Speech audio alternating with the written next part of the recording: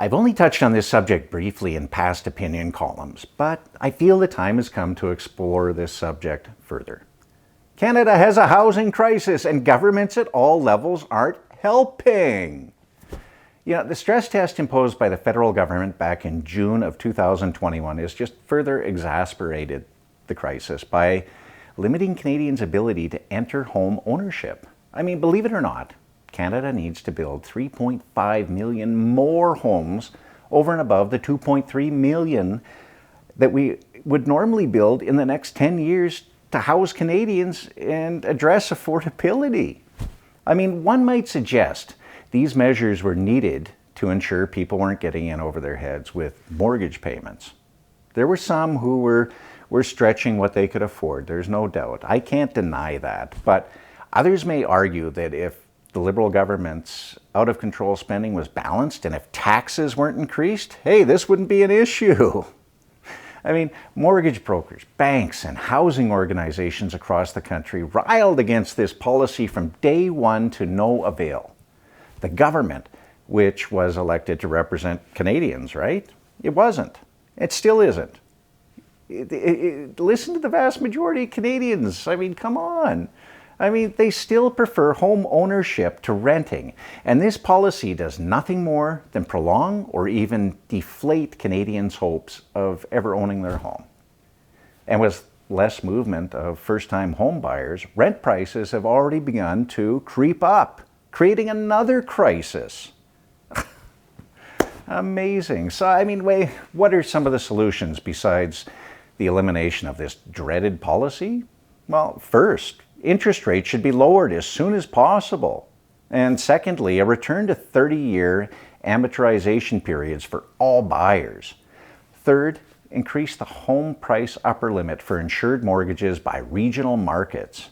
And fourth, drop the GST on new homes. Okay, so where am I going with this? Okay. These are solid solutions from various industry groups who are continuing to pressure the Liberal government for change and again to no avail. But one solution that seems to have been overlooked is how credit unions can enhance mortgage approvals. While bypassing this burdensome CMHC stress test. And in this ever-changing financial landscape, it's crucial to explore alternative avenues that empower individuals to achieve their dreams of home ownership without more unnecessary hurdles. So let's dive in and discover how credit unions can play a pivotal role in transforming the mortgage landscape. First and foremost, credit unions are member-owned and operated, which means their primary focus is on the financial well-being of their members rather than maximizing profits.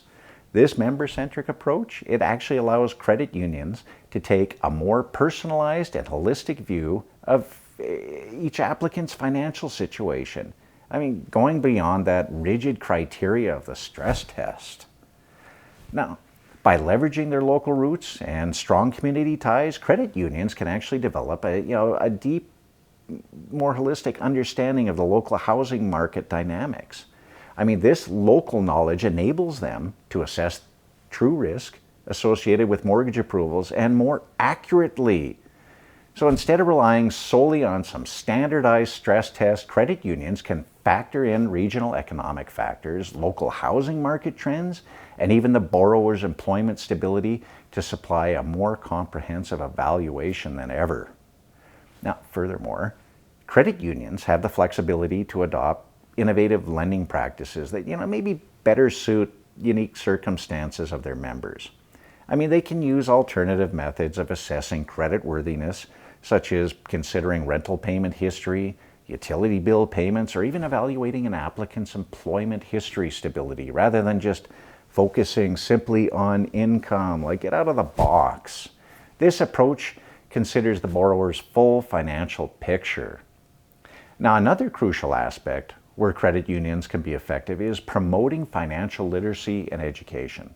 They can help individuals make better informed decisions about their mortgage choices. This can include workshops, seminars, one-to-one financial counseling to help potential homebuyers understand the intricacies of the mortgage process and navigate the complexities of home ownership better. Now, in addition to all of that, credit unions can play a significant role in supporting responsible lending practices rather than encouraging individuals to take on excessive debt or stretching their financial limits. Credit unions can emphasize the importance of affordability and financial stability by offering guidance on budgeting, debt management, and long-term financial planning. Credit unions can help borrowers make these sound decisions that align with their financial capabilities and totally reduce the risk of default and foreclosure, which is the key. And you know what? There's even more. Credit unions can collaborate with government entities and regulators to advocate, for more balanced and flexible approaches to mortgage regulations by sharing simply their local insights and experiences. Credit unions can contribute to the development of more inclusive and nuanced lending criteria that, consider the diverse needs and circumstances of Canadians.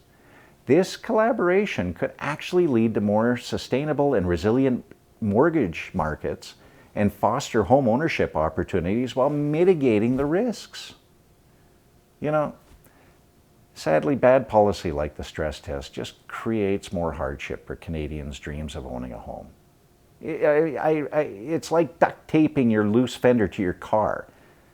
All I just want a Liberal government to listen and reduce the cost of living, not continually increase it. This leads me to the National Energy Code for Canadian housing coming soon. But you know what? That's another story.